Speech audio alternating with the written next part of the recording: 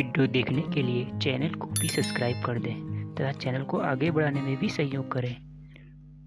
एक जंगल की गुफा में सियार व उसकी पत्नी रहती थी। उनके दो प्यारे से बच्चे भी हुए। समय बीतता गया, बच्चे अब बड़े होने लगे। अभी तक कोई भी खतरनाक जानवर गुफा के पास नहीं आया था।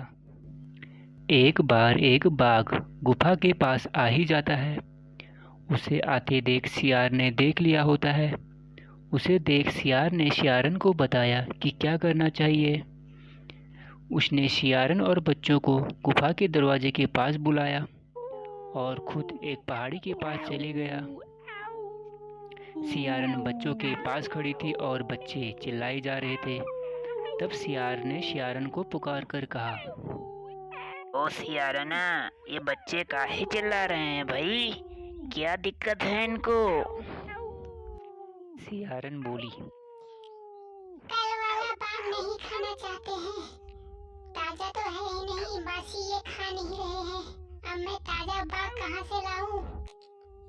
बाघ ने यह सुनकर सोचा, कैसी भयानक बातें कर रहे हैं ये। लगता है मुझे ही खाना चाहते हैं। बेटा बाघ, निकल ले यहाँ से, वरना तेरा काम तमाम हो जाएगा। यह सुनकर बाघ वहां से रफू चक्कर हो जाता है। थोड़ी ही दूरी पर एक बंदर पेड़ पर बैठा होता है। उसने बाघ को भागते हुए देख लिया होता है। उसने बाघ से कहा, तुम तो इतने बलवान हो, फिर भी एक सियार से डर गए। गुफा में सियार ही तो था, वो भले तुम्हें कैसे खा सकते हैं। बड़े डरपोक बाघ हो तुम तो।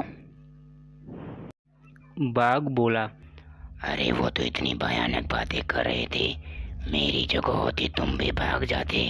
वो तो मुझे खाने की बात कर रहे थे। अरे वो तुम ही बेवकूफ बना रहे थे और तुम बेवकूफ बन के आ गए। यह सुनकर बाघ बोलता है, अगर तुम मेरा साथ दो तो मैं वहाँ चलने को तैयार हूँ। बोलो दोगे साथ?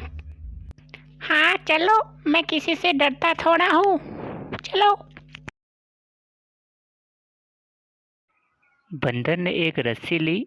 उसने आधी रस्सी अपनी कमर में और आधी रस्सी बाघ के कमर में लपेट दी और दोनों चल दिए शियार के पास। बाघ और बंदर चुपके से एक पेड़ के पास खड़े हो जाते हैं और देखते हैं कि शियार लोग क्या कर रहे हैं। सियार ने बाघ और बंदर को आते हुए देख लिया होता है और वह जोर जोर से चिल्लाना शुरू कर देता है, अरे ओ बानर, मैंने तेरे से 2 बाघ लाने को कहा था रे। तू एक ही लाया है। ला, इसको ही ला, इसको ही खाते हैं। बाघ बोलता है, अरे ओ बानर, तूने तो मरवा दिया भाई। भाग यहाँ से। डर के मारे बाघ अपने साथ बंदर को भी घसीटता हुआ और लटकते हुए ले गया, जिससे दम घुटने से उसकी मृत्यु हो गई। इस प्रकार शियार ने अपनी बुद्धिमानी से अपने परिवार को बचा लिया।